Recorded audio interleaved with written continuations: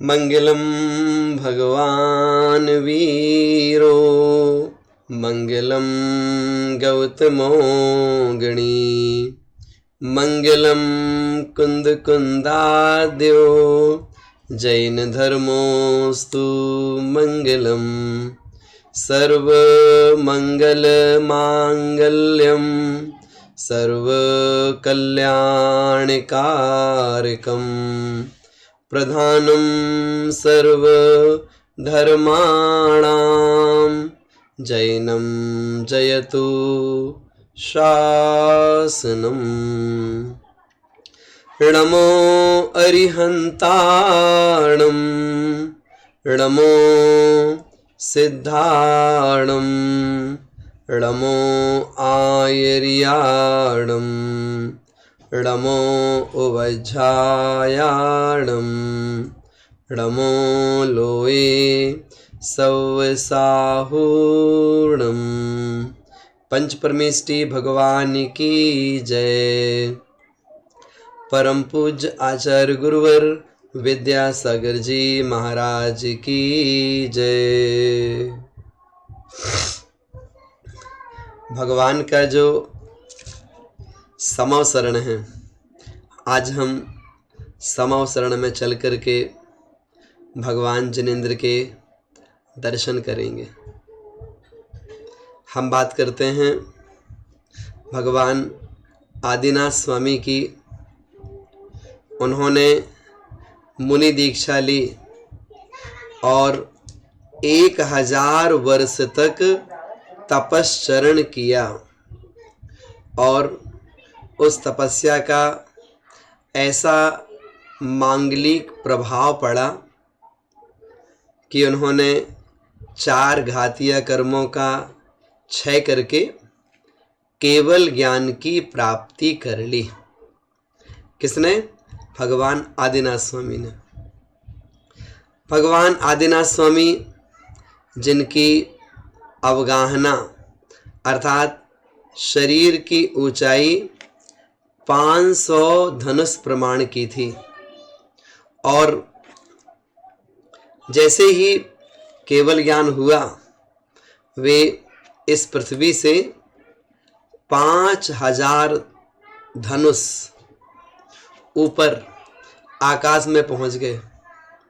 यहाँ उन्हें केवल ज्ञान की प्राप्ति हुई और वहाँ सौधर्मेंद्र का आसन कंपायमान हुआ, मुकुट झुक गया, वे सिंहासन से उतरे, अवध ज्ञान लगाया और मालूम पड़ा कि जम्बूद्वीप के भरत क्षेत्र में प्रथम तीर्थंकर आदिनाथ भगवान ने केवल ज्ञान की प्राप्ति कर ली है।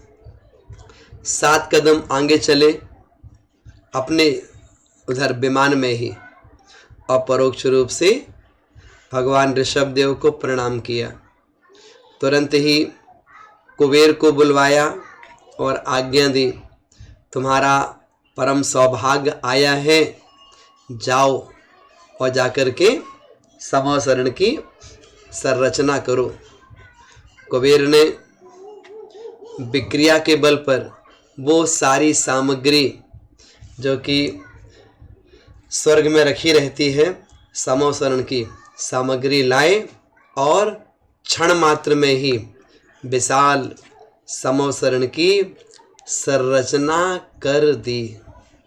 हम भावना भाते हैं कि ऐसे विशाल समवसरण के दर्शन हम भी कर पाएं और हम जाकर देखते हैं कहाँ पर भगवान के समवसरण में जाना है। कैसा होता है समवसरण?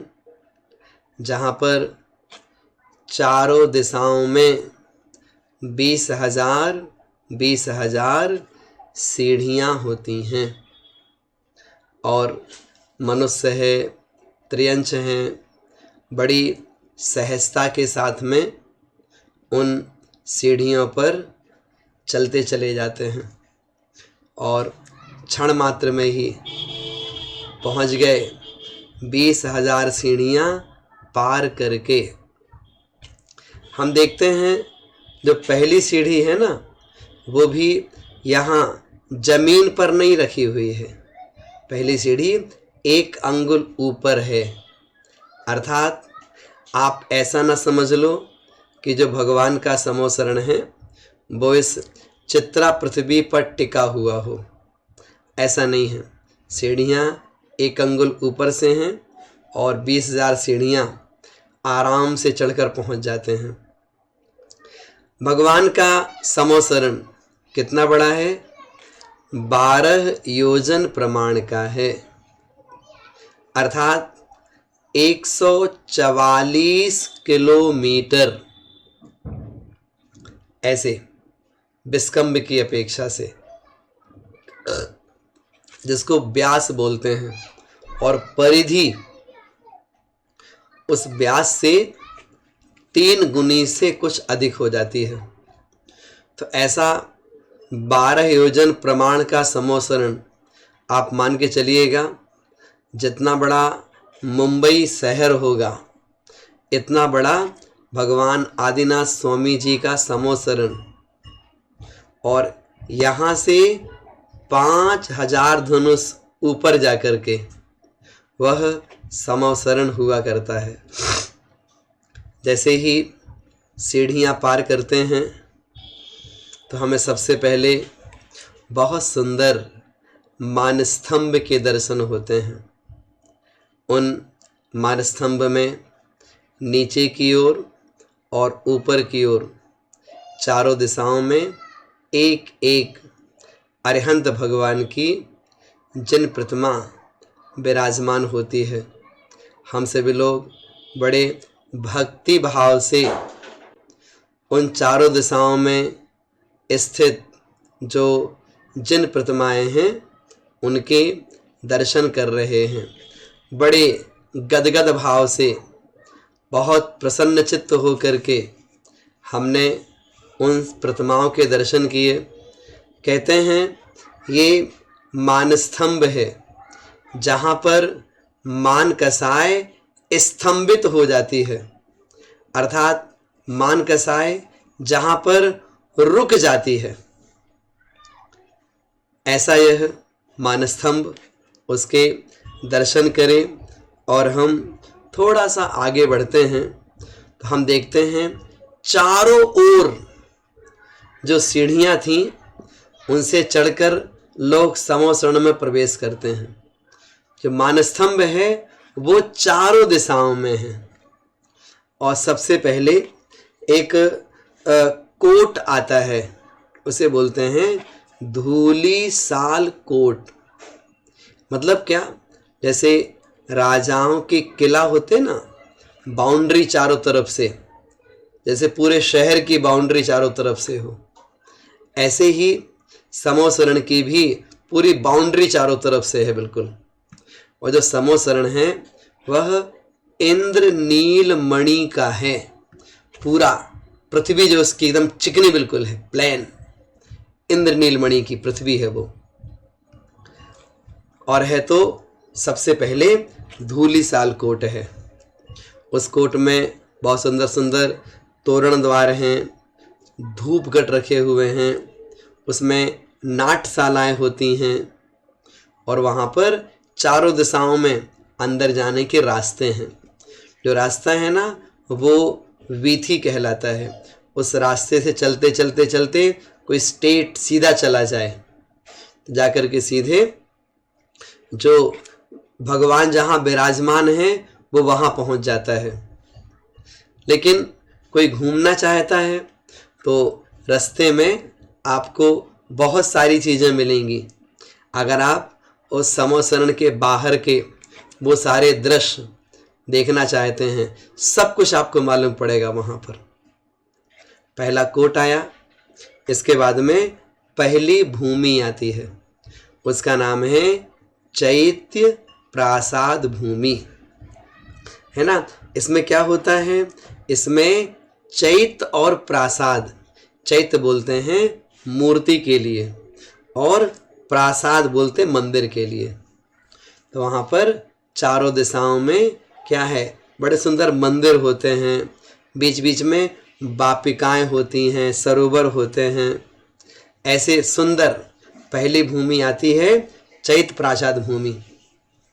उसको देखा हमने, देख करके थोड़ा और आगे बढ़े तो फिर एक वेदी आती है, जो वेदी स्वर्ण की वेदी है। जो धूलिसाल कोट था ना, वो कैसा था, वो स्वर्ण का था। और जी ये जो वेदी आई यहाँ पर, ये चांदी की है, रजत, ये चांदी की वेदी है ये, है ना। चारों दिशाओं में राउंड जैसे होता ना, राउंड की तरह है, लेकिन बीच में रास्ता है चारों तरफ से अंदर जाने के लिए। फिर दूसरी भूमि आती, उस वेदी के बाद दूसरी भूमि आएगी, उसका नाम क्या है, जल खातिका भूमि।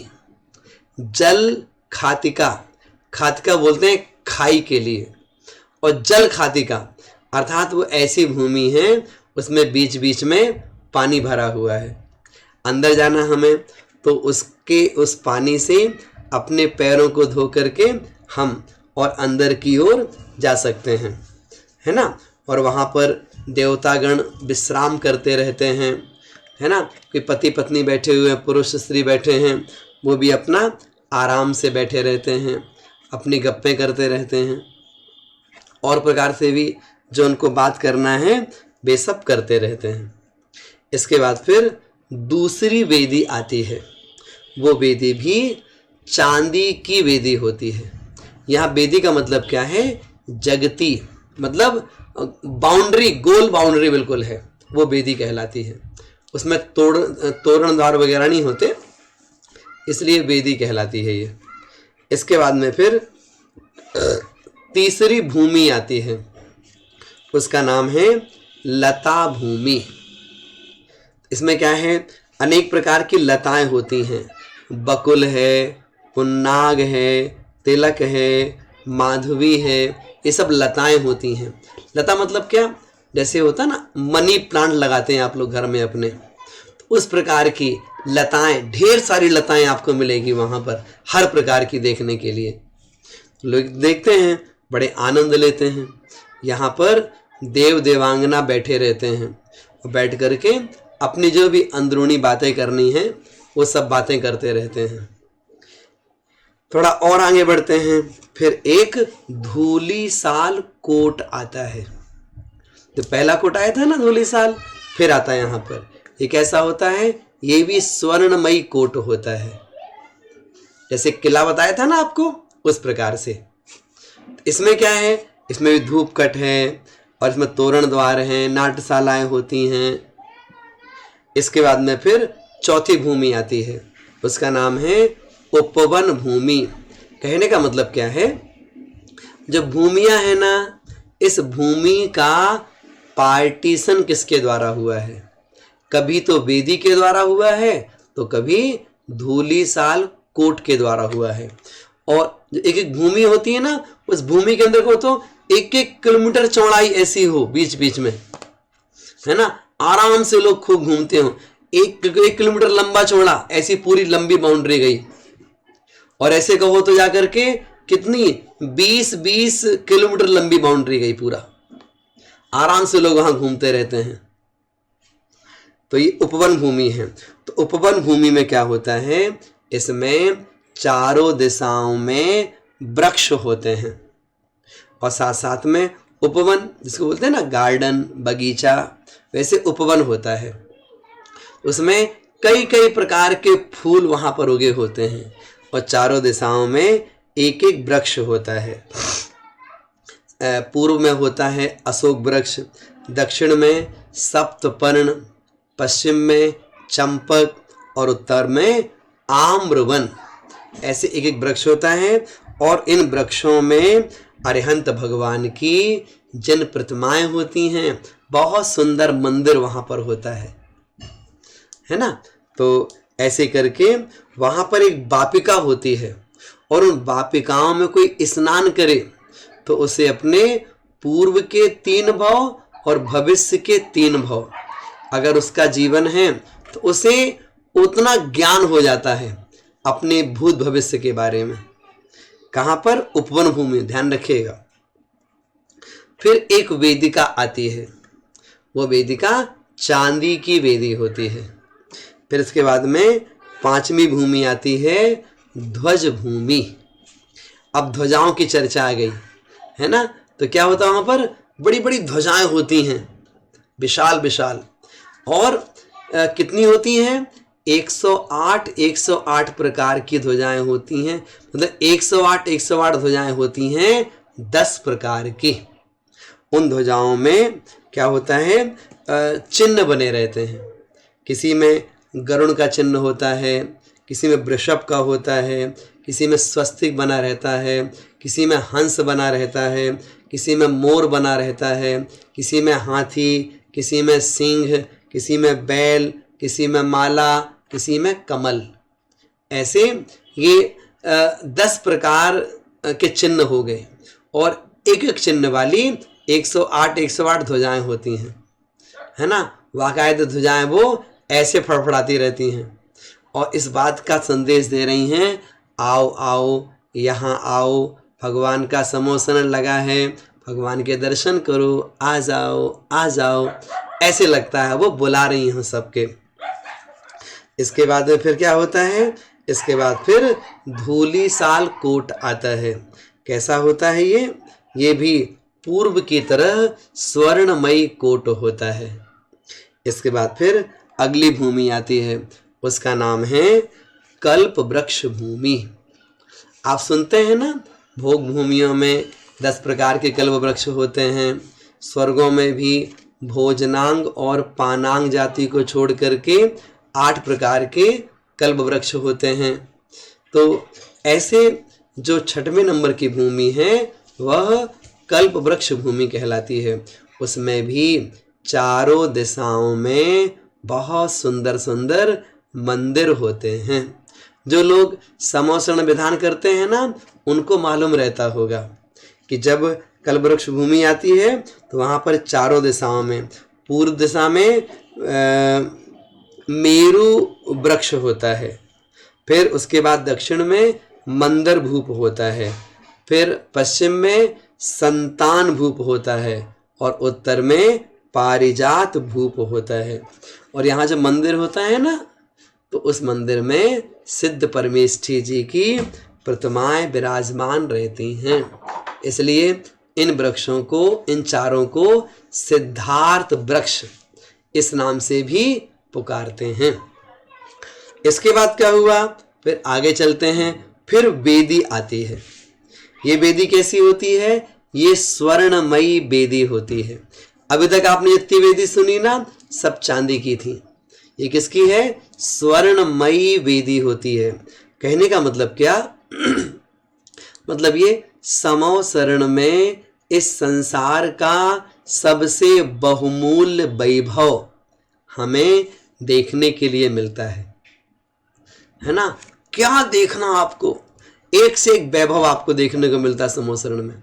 आपने देखा ना, ध्वजाएं हैं तो कहो कल्प वृक्ष हैं, कहो तो नदियां हैं, कहो तो उपवन हैं, कहो तो मंदिर हैं, सब कुछ मिलेगा आपको वहां पर। आगे बढ़ते हैं।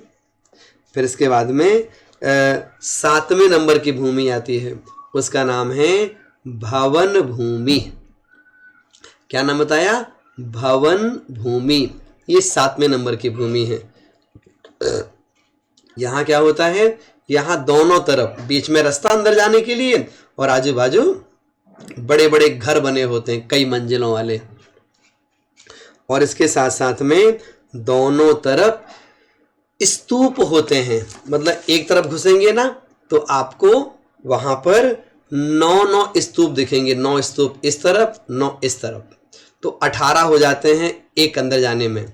एक तरफ 18 हैं और उधर जाएंगे फिर 18, फिर 18, फिर 18, क्योंकि 4 विदिशाएं हैं ना, दिशाओं से तो अंदर जा रहे हैं अपन, और विदिशाओं में चारों तरफ ये व्यवस्थाएं होती हैं। तो 72 स्तूप होते हैं। और वो जो स्तूप है ना, उनमें क्या है, कहीं पर अरिहंत भगवान की तो कहीं पर सिद्ध परमेष्ठी की प्रतिमाएं होती हैं। याद रखिएगा, जो प्रतिमाएं सब जगह बताई ना, कहीं अरिहंतों की, कहीं सिद्धों की, तीर्थंकरों की प्रतिमाएं नहीं होती यहाँ पर। तीर्थंकर तो अभी आए नहीं, अभी अंदर बैठे मिलेंगे साक्षात, अपन अभी अंदर जा रहे हैं क्रम क्रम से। तो 7वें नंबर की भूमि है ना, जिसमें कि भवन भूमि है, स्तूप बने हुए हैं और वहाँ पर भगवान की प्रतिमाएं हैं और बहुत से मुनि महाराज, केवली भगवान यहाँ बैठे रहते हैं, बहुत से मुनि महाराज यहाँ उपदेश देते रहते हैं। जब तीर्थंकरों की वाणी नहीं खिरती ना, उस समय उनका उपदेश यहाँ पर होता रहता है। कहाँ पर? भवन भूमि में। अब क्या हुआ, अब और आगे बढ़ेंगे अपन। फिर आता है इसके बाद में धूलिसाल कोट आता है। ये कैसा है? ये स्फटिक मणि का है। हाँ, स्फटिक मणि की एक मूर्ति के दर्शन मिल जाए तो अपन अपना सौभाग्य मानते हैं।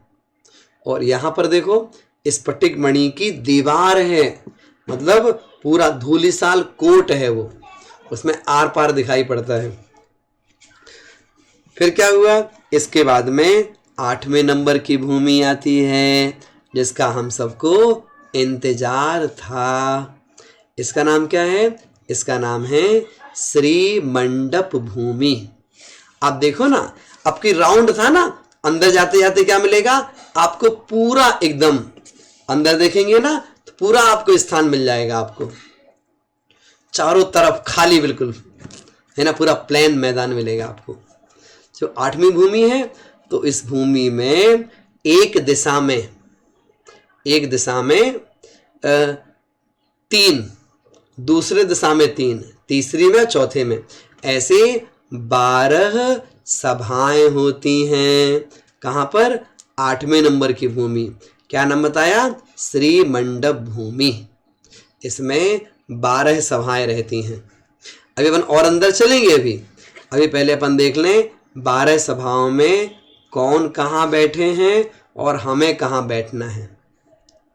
जब हम इन सभाओं की बात करते हैं ना, सबसे पहले देखो जो पूरब और दक्षिण इसका कोना है वो कहलाता है आग्नेय कोण।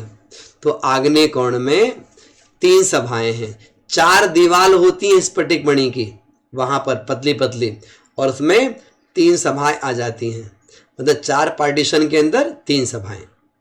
तो पहली सभा में मुनि महाराज बैठते हैं, दूसरी सभा में वैमानिक देवियां बैठती हैं और तीसरी सभा में आरिकाएं बैठती हैं। ध्यान रखना, सबसे पहले कौन? मुनि महाराज। उसके बाद सौधर्म इंद्र की सची होती है ना, सची आदि देवांगनाएं, किसकी? वैमानिक देवों की। और फिर आरिका माता जी। तो 3 सभाएं हो गई। इसके बाद में फिर अपन इधर आते हैं नैऋत्य कोण में, ठीक है ना। नैऋत्य कौन सा कहलाएगा? दक्षिण पश्चिम का कोना। वहां भी 3 सभाएं रहेंगी। वहां कौन बैठते हैं? भवनवासी देवी, व्यंतरों की देवी और ज्योतिषी देवों की देवी, अर्थात भवनत्रिक की देवांगनाएं क्रम से 4ठी, 5वीं और 6ठी सभा में बैठती हैं। अपन और आगे बढ़ेंगे। फिर आएगा वायव्य कोण। वायव्य किसे बोलेंगे? तो पश्चिम उत्तर का कोना, वो वायव्य कोण कहलाता है। वहां पर भी 3 सभाएं हैं। वहां कौन बैठते हैं? भवनवासी देव, व्यंतर देव और ज्योतिषी देव, ये तीनों उन 3 सभाओं में बैठते हैं। अब क्या बचा? अब बचा ईशान कोण। ईशान कोण बोलेंगे तो उत्तर और पूरब का कोना। यहाँ भी 3 सभाएं रहती हैं। यहाँ कौन बैठते हैं? तो 10वें नंबर में कल्पवासी देव, 11वें नंबर में चक्रवर्ती आदि मनुष्य, और जो 12वीं सभा होती है इसमें संगी पंचेंद्री त्रियंच। ऐसे 12 सभाओं में ये सब लोग बैठे हुए हैं। अब हम तो क्रम से इन सब भूमियों में घूमते घूमते घूमते जो 8वीं भूमि में पहुँचे हैं, इसका नाम बताया था श्री मंडप भूमि। अब श्रीमंडप भूमि में तो ये तो हो गए, सब सभाएं लग गई। अब और अंदर की तरफ देखते हैं, अंदर क्या है, तो अंदर 3 कटनी बनी हुई हैं, एकदम सेंटर में 3 कटनी है। कटनी समझते हैं ना, जब जन्म कल्याणक होता है जिस समय, तो उस समय 3 कटनी बनाकर भगवान का जन्माभिषेक करते हैं ना, या ध्वजारोहण होता है तो 3 कटनी बना देते हैं। ऐसे विशाल 3 कटनी बनी हुई हैं। तो जो पहली कटनी होती है उसको अपन प्रथम पीठ कह सकते हैं। तो इसमें क्या है, 16 सीढ़ियाँ चढ़े फिर पहली कटनी पूरी होती है। तो वहाँ पर चारों दिशाओं में यक्षेंद्र खड़े रहते हैं। यक्ष इंद्र अपने सिर पर ऐसे धर्म चक्र लिए हुए खड़े रहते हैं। कहाँ पर, चारों दिशाओं में एक एक यक्षेंद्र खड़े रहते हैं, जो इस बात के प्रतीक होते हैं कि जो ऊपर विराजमान हैं वे धर्म के नायक कहलाते हैं। अब इसके बाद क्या हुआ, इसके बाद में जो मनुष्य हैं, कोई मनुष्य जाना चाहे, चक्रवर्ती जाना चाहे, गणधर जाना चाहें, तो पहली जो वेदिका है ना, वहाँ तक जाकर के और भगवान के दर्शन कर सकते हैं। कौन से भगवान के, अभी उनके बारे में कहा नहीं हमने, अभी आगे बोलेंगे हम, है ना। तो पहली पीठ बोलें या पहली कटनी बोलें, वहाँ तक ये सब जा सकते हैं। मनुष्य है, कोई विद्याधर है, चक्रवर्ती है ना, वो जा सकते हैं।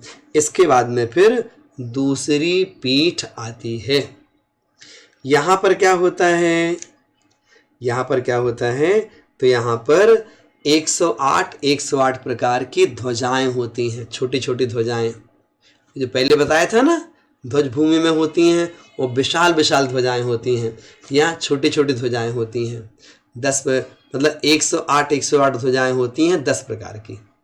तो आप जोड़ दो कितनी हो जाएंगी, 10,080 इतनी ध्वजाएं होती हैं। और इसके साथ साथ में अष्टमंगल द्रव्य होते हैं। मंदिर में देखते हैं अपन ना, वेदी के नीचे, कई बार नीचे वाली वेदिका में मंदिर जी में अष्टमंगल द्रव्य रखे रहते हैं। ये क्या है, ये सब मांगलिक सामग्री कहलाती है। ये द्रव्य कौन कौन सी हैं, सबसे पहले आता है झारी, फिर कलश, फिर दर्पण, पंखा, ध्वज, चंवर, छत्र, स्वस्तिक और सुप्रतिष्ठ अर्थात ठौना। ऐसे करके ये अष्टमंगल द्रव्य, एक एक मंगल द्रव्य की संख्या 108 होती है। ऐसे करके हमने देखा, जो दूसरी पीठ होती है ना, उसमें ध्वजाएं और मंगल द्रव्य रखी होती हैं। फिर आती है तीसरी पीठ। तो दूसरी से तीसरी पीठ जाना हो और पहली से दूसरी पीठ जाना हो तो 8 सीढ़ियाँ होती हैं, पहली से दूसरी में जाने में, और दूसरी से तीसरी में जाने में भी 8 सीढ़ियाँ होती हैं। सीढ़ियाँ जरूर हैं शोभा के लिए, लेकिन जा कोई नहीं सकता। अर्थात समो शरण में जो भगवान विराजमान हैं उनका कोई स्पर्श नहीं कर सकता, इतनी विशेषता है। अब क्या हुआ, अब ये हुआ जो तीसरी पीठ है ना, उसके मध्य में स्वर्णमयी सिंहासन होता है। तो ये तीसरी पीठ है ना, इसको क्या बोलते हैं मालूम आपको, इसको बोलते हैं गंधकुटी, है ना। मतलब गंधकुटी का मतलब क्या, इस संसार में सबसे ज़्यादा सुगंधी यदि कहीं पाई जाती है तो वो पवित्र स्थान गंधकुटी कहलाता है। सबसे ज़्यादा सुगंधी पाई जाती है वहाँ पर। और उस गंधकुटी के मध्य में स्वर्णमयी सिंहासन होता है। क्या बोल रहे हैं हम, अब हम प्रातिहार्यों की बात शुरू कर रहे हैं। क्रम से एक एक प्रातिहार्य आपके सामने आएगा।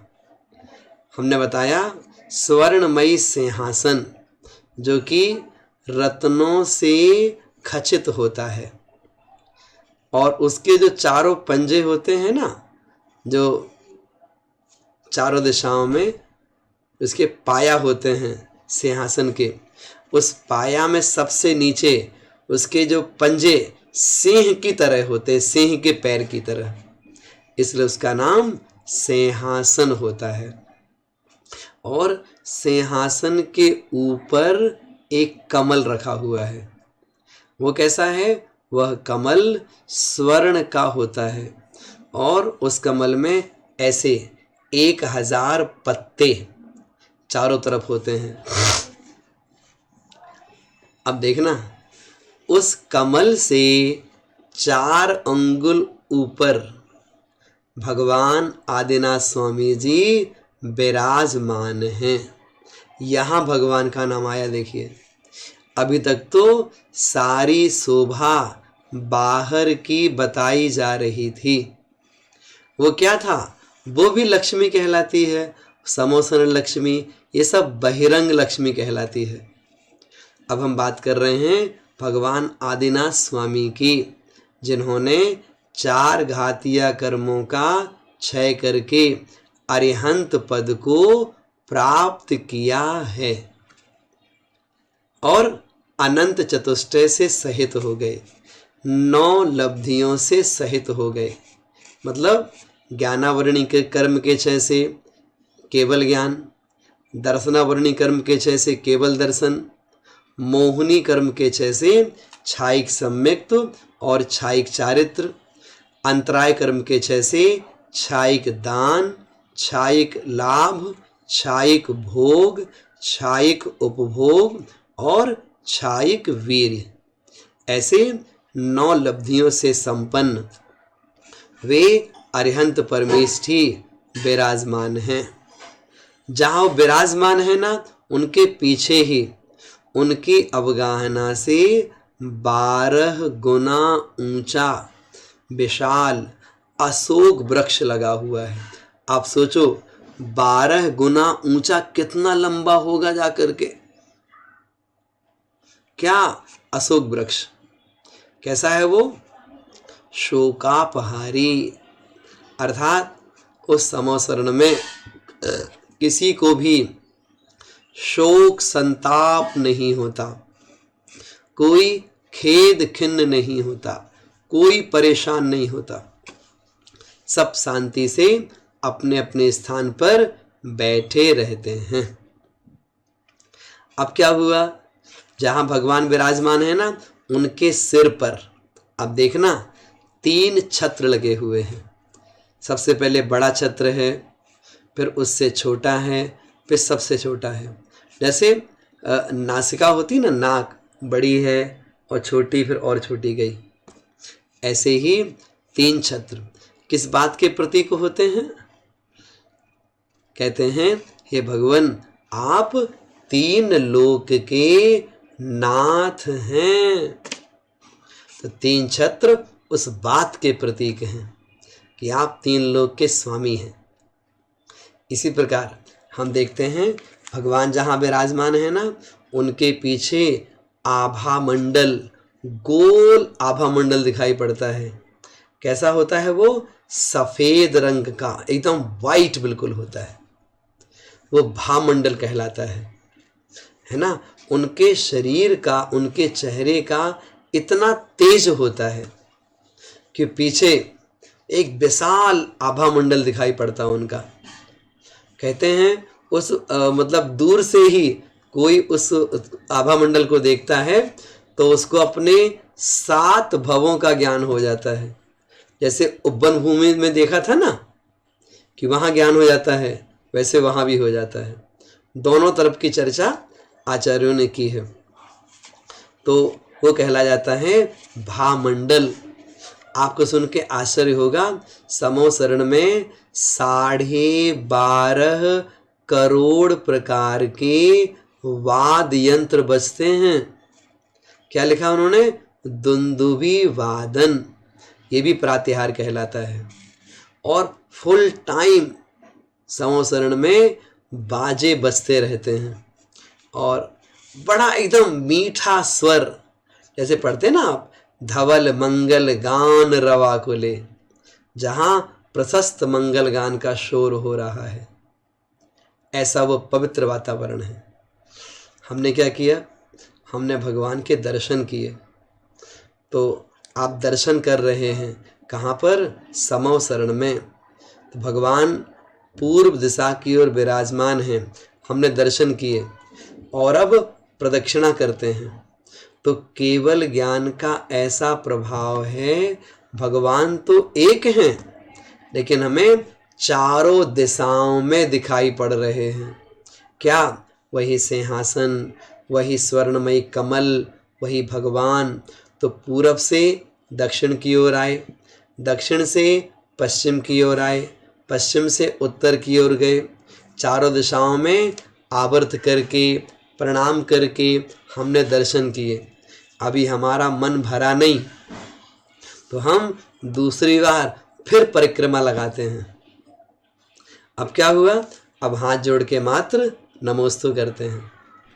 तीसरी बार फिर परिक्रमा लगाई, मन नहीं भरा हमारा, फिर परिक्रमा लगा करके हम जो थे वहाँ बैठ गए। अगर मुनि महाराज हैं तो पहली सभा में बैठ गए, सामान्य मनुष्य हैं 10वीं सभा में बैठ गए, महिलाएं हैं वो महिलाओं की जगह, आर्यिकाओं की जगह बैठ गई, है ना। ऐसे करके यथा योग सब विराजमान हो जाते हैं और बड़े भक्ति भाव से भगवान के दर्शन करते हैं। अपने द्वारा जो हमसे स्तुति बन सकती है, जो हम पढ़ सकते हैं, वो हम गाते हैं। हम देखते हैं समो शरण में अनेक प्रकार से पुष्पों की वृष्टि होती है, पुष्प वृष्टि बोलते हैं उसे। ये भी प्रातिहार कहलाता है। जो फूल गिरते हैं ना, फूल ऐसे सीधे गिरते हैं, डंठल नीचे होता है और पाखुड़ी ऊपर होती है। ऐसे सुंदर सुंदर फूल, गंधोदक की वृष्टि समो शरण में निरंतर निरंतर होती रहती है और सब लोग बड़ा आनंद मनाते हैं। अब क्या है, अब लोगों को इंतजार रहता है। इंतजार किस बात का रहता है, एक और बता देते हैं, फिर इंतजार करेंगे अपन। फिर चंवर की बात आती है। चंवर ढोरते हैं ना, तो अपन चंवर ऐसे ढोरते हैं, इस प्रकार से, है ना। एक बार सुधा सागर जी ने कहा था और चर्चा भी आती है इसकी तुल्योपनिषद आदि में, चंवर ऐसे ढोरे जाते हैं, ऐसे ऐसे। मतलब क्या है, जो गुण हैं वो मेरे गुण बढ़ें ऐसे, और दोष दूर हो, गुण बढ़ें दोष दूर हो। तो इस भावना से जो 64 चंवर हैं जो देवताओं के द्वारा ढोरे जाते हैं। अब हमें जिस बात का इंतजार है, वो क्या इंतजार है, जिस कारण से हम अरिहंत परमेष्ठी को सिद्ध परमेष्ठी से पहले प्रणाम करते हैं। वो कारण क्या है, वो कारण है उपदेश, वो कारण है भगवान की दिव्य ध्वनि। तो जो भगवान की दिव्य ध्वनि होती है बड़ी मांगलिक होती है और 4 बार खिलती है दिन रात में। समो शरण में कल्प वृक्षों का इतना प्रभाव रहता है कि दिन रात का भेद नहीं होता। फिर भी कहा जाता है 24 घंटे में 4 बार भगवान की वाणी खिलती है। सुबह खिलेगी 6 बजे, दोपहर में 12 बजे, शाम को 6 बजे, रात्रि में फिर 12 बजे। और जब खिलना प्रारंभ होती है ना, तो 2 घंटे 24 मिनट तक भगवान की वाणी निरंतर ओम रूप खिलती रहती है। और जब भगवान की वाणी खिल गई पूरी, उसके बाद में जो गणधर होते हैं या चक्रवर्ती हैं या फिर सौधर्मेंद्र हैं, इन्हें कोई जिज्ञासा होती है ना, तो डायरेक्ट ये भगवान से पूछ सकते हैं। ये भी इनके पास में क्वालिटी होती है। और जो समो शरण में गणधर होते हैं वे मति ज्ञान, श्रुत ज्ञान, अवधि ज्ञान, मनः पर ज्ञान, इन 4 ज्ञान के धारी होते हैं। 63 रिद्धियों से संपन्न होते हैं और नियम से उसी भाव में मोक्ष को प्राप्त करते हैं। इसके अलावा और भी लोग मोक्ष प्राप्त कर सकते हैं, कोई उसमें बड़ी बात नहीं है। कहने का मतलब क्या, भगवान की वाणी कितने बार भी खिरे समोसरण में कभी व्यर्थ नहीं जाती। भगवान की वाणी को सुन करके कहो तो कोई सम्यक्त प्राप्त कर ले, कहो तो कोई व्रती बन जाए, कहो तो कोई महाव्रती बन जाए, कुछ ना कुछ, कोई ना कोई आत्मिक गुणों में आगे बढ़ता ही बढ़ता है भगवान की वाणी को सुन करके। भगवान की वाणी कभी व्यर्थ नहीं जाती है। इसी प्रकार से हम देखते हैं जो पहली सभा है ना, वहाँ गणधर वहीं बैठते हैं, मुनि महाराज भी वहीं बैठते हैं, और समो शरण में यदि किसी को केवल ज्ञान की प्राप्ति हो जाए तो वह मात्र 4 अंगुल, हाँ इतना ऊंचा उड़ जाता बस पहली सभा में, है ना। क्योंकि जो समोसरण है ना, इसका नाम समोसरण क्यों है, जहाँ पर सभी को समान रूप से शरण प्राप्त होती है। ये नहीं बड़े आदमी हैं, ये सेठ लोग हैं, ये मुनि महाराज हैं, इनको ऊंची जगह दो, नहीं नहीं, सबके लिए एक ही प्रकार की शरण है। समान रूप से सब बराबरी से बैठते हैं, सबके पार्टीशन अलग अलग हैं। जैसे आपको बताया कि 12 सभाएं होती हैं तो पार्टीशन अलग अलग हैं, लेकिन सब बैठते समान ही हैं।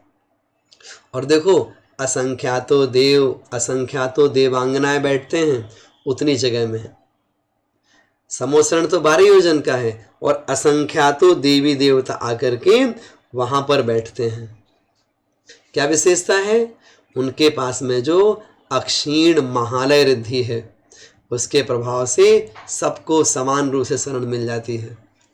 कहते हैं तीर्थंकरों का बिहार जहाँ से एक बार हो जाता है ना, जहाँ से गुजर जाते हैं बिहार करके वो, तो वहाँ पर आगामी 100 वर्षों तक कभी अकाल नहीं पड़ता, महामारी नहीं आती, कोई प्रकार का रोग नहीं आता वहाँ लोगों में 100 वर्ष तक। इतनी विशेषता होती है, तीर्थंकर एक बार निकल बस जाए किसी रास्ते से। आप देखो ना, जैसे उदाहरण के लिए कोई भी बड़े बड़े आचार्य हैं, मुनि महाराज हैं, इनके आहार जिस घर में हो जाते हैं, कहो तो वो घर धन धान्य से समृद्ध हो जाता है। तो भगवान का बिहार भी होता है, बिहार करके आगामी स्थान पे उनका फिर वह समोसरण लगता है। ऐसे बड़ा विशाल भगवान का वह समोसरण बड़ा मांगलिक होता है, और उस समोसरण की हम कितनी शोभा गाएं, कितना गुणानुवाद उसका करें, कहने के लिए शब्द नहीं होते। कहते हैं भगवान की सभा इस संसार का सर्वश्रेष्ठ स्थान कहलाता है।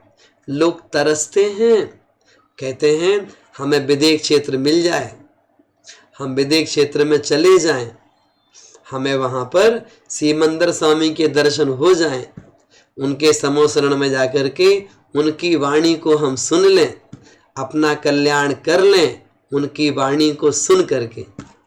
आप देखो कितनी विशुद्ध और मांगलिक भावना हमारे अंदर में हुआ करती है, और वास्तव में जो उपदेश देने वाला होता है, जो तत्व का स्वरूप समझाने वाला होता है, उसको बहुत बड़ा माना जाता है। इसलिए अरिहंतों की इसलिए सिद्धों की अपेक्षा से अरिहंत परमेष्ठी को पहले प्रणाम कर दिया, पहले नमस्कार कर लिया।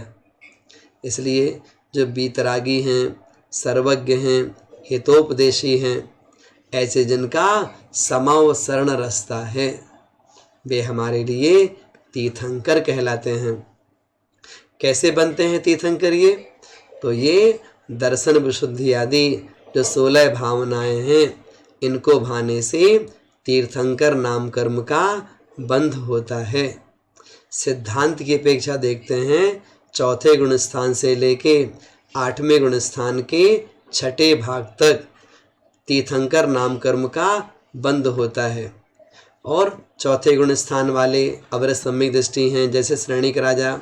5वें गुण स्थान वाले कोई देशव्रती श्रावक हैं, और 6ठे 7वें गुण स्थान वाले मुनि महाराज हैं। तो कोई भी इस कर्म के बंध का प्रारंभ कर सकता है, चौथे गुण स्थान से लेके 7वें गुण स्थान तक का जीव, और इस कर्म का बंध 8वें गुण स्थान के 6ठे भाग तक होता है। जो जीव तीर्थंकर नाम कर्म का बंध करता है, कहो तो उसी भाव में 2 या 3 कल्याणक वाले तीर्थंकर बन जाएं, नहीं तो नियम से तीसरे भाव में तो मोक्ष प्राप्त करते ही करते हैं। जो भोग भूमियाँ होती हैं ना, वहाँ तीर्थंकर नहीं होते, न तीर्थंकर नाम कर्म के बंध वाले जीव भी वहाँ पर नहीं होते। तीर्थंकर हमेशा कर्म भूमि में होते हैं। कर्म भूमि में भी जो आर्यखंड है, आर्यखंड में जन्म होता है, आर्यखंड में ही इनका जीवन व्यतीत होता है ना। ब्लेक्ष खंडों में तीर्थंकरों का विहार नहीं होता, होगा तो आर्यखंड में ही होगा। इस प्रकार से उनकी बहुत सारी विशेषताएं बताई जाती हैं। इनके 46 मूल गुण होते हैं। जन्म के 10 अतिशय, केवल ज्ञान के 10 अतिशय, देवकृत 14 अतिशय, और 8 प्रातिहार और 4 अनंत चतुष्टय। इस प्रकार से तीर्थंकर इस संसार की सबसे महान और सर्वश्रेष्ठ आत्मा कहलाती हैं। तो हमने आदिनाथ भगवान के समोसरण के बारे में सुना। ऐसे अजितनाथ भगवान का समोसरण वो कितना था? 11.5 योजन। शंभुनाथ भगवान का 11 योजन, और आगे आगे आधा आधा योजन कम करते चले जाना।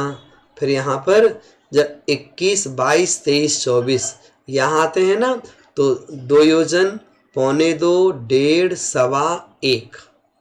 तो 24वें तीर्थंकर का अर्थात भगवान महावीर स्वामी का 1 योजन का समोसरण था। 1 योजन अर्थात 12 किलोमीटर, है ना। तो आदिनाथ भगवान का 12 योजन, महावीर स्वामी का 1 योजन। ऐसा क्यों हुआ? ये अवसर्पणी काल है ना, इसमें हर चीज धीरे धीरे धीरे घटती चली जाती है, कम होती चली जाती है, इसलिए ये समोसरण छोटा होता गया। जब श्रेणिक राजा बनेंगे ना पहले तीर्थंकर, फिर 2, 3, 4, 5, उसमें 24 में बनेंगे, उनका हो जाएगा पुनः 12 योजन का। तो श्रेणिक राजा का रहेगा महावीर स्वामी जी की तरह 1 योजन का। फिर आगे आगे आगे बढ़ता चला जाएगा। क्यों बढ़ेगा? क्योंकि वो कहलाता है उत्सर्पणी काल। तो अवसर्पणी काल में आयु, अवगाहना, भोगोपभोग, संपदा, ये चीज कम होती जाती है, और उत्सर्पणी काल में ये सारी चीजें बढ़ती चली जाती हैं। इस प्रकार से जो समवसरण शब्द है, समवसरण, शरण नहीं शरण, तो ये जो समवसरण है, लोग इस समवसरण का विधान करते हैं।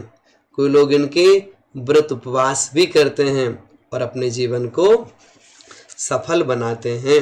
हमने आपके सामने त्रैलोक्योपनिषद ग्रंथ के आधार पर थोड़ा सा समवसरण के बारे में वर्णन किया। जो समवसरण में चारों दिशाओं में अंदर जाने का जो मुख्य रास्ता होता है ना, उन रास्तों के भी नाम बताए जाते हैं। विजय, वैजयंत, जयंत और अपराजित, ये 4 द्वार होते हैं। जो आजकल हम समवसरण देखते हैं ना, थर्माकोल के बन जाते हैं ऐसे उठा करके, समवसरण ऐसा नहीं उठा होता है, वो तो पूरी प्लेन जमीन होती है। प्लेन जमीन के बीच में एक बाउंड्री, फिर खाली जगह। बाउंड्री ये कहलाएगी बेदी या कोट, ये फिर प्लेन, ये कहलाएगी भूमि। फिर अगली बाउंड्री आ गई, है ना, फिर भूमि आ गई, फिर बाउंड्री आ गई, फिर भूमि आ गई। तो बाउंड्री बीच में से रास्ता है अंदर घूमने का, है ना। ऐसे भूमि करते करते करते जो 8वीं भूमि है ना, वो श्रीमंडप भूमि, वो पूरा प्लेन स्थान हो जाता है। उसमें चारों तरफ दिखाई पड़ता है आपको, जहाँ 12 सभाएं दिखती हैं, बीच में आपको 3 कटनी दिखेंगी, ऊपर अशोक वृक्ष दिखेगा, सिंहासन दिखेंगे, कमल दिखेगा, भगवान विराजमान रहेंगे। भगवान वो 4 अंगुल विराजमान ऊपर, मतलब क्या, सारा वैभव दिख रहा है, लेकिन इस वैभव का स्वामी मैं नहीं हूं। किस बात का प्रतीक है वो? 4 अंगुल ऊपर विराजमान है, कमल पर विराजमान नहीं, कमल से 4 अंगुल ऊपर। वो हमें इस बात की शिक्षा देने वाले हैं कि देखो ये सबको दिख रहा है, लेकिन ये मेरा नहीं है। मतलब क्या, एक होता है अंतरंग लक्ष्मी, दूसरी होती है बहिरंग लक्ष्मी। तो समोसरण विभूति ये बहिरंग लक्ष्मी है, और केवल ज्ञान ये अंतरंग लक्ष्मी है। तो ऐसे अंतरंग और बहिरंग लक्ष्मी से सुशोभित अरिहंत परमेष्ठी के चरणों में बारंबार प्रणाम करते हैं। हमें भी ऐसे समोसरण के दर्शन हों और हम भी कर्मों का क्षय करके केवल ज्ञान की प्राप्ति करें। इसी मंगल भावना के साथ आज की बात यहाँ पर पूर्ण करते हैं। आइए माँ जिनवाणी की स्तुति करेंगे। बोधि समाधि परिणाम शुद्धि स्वात्मोपलब्धि शिव सौख्य सिद्धि चिंतामणिं चिंतित वस्तु दाने त्वां वन्द्यमानस्य ममास्तु देवी। 9 बार नमोकार मंत्र का स्मरण।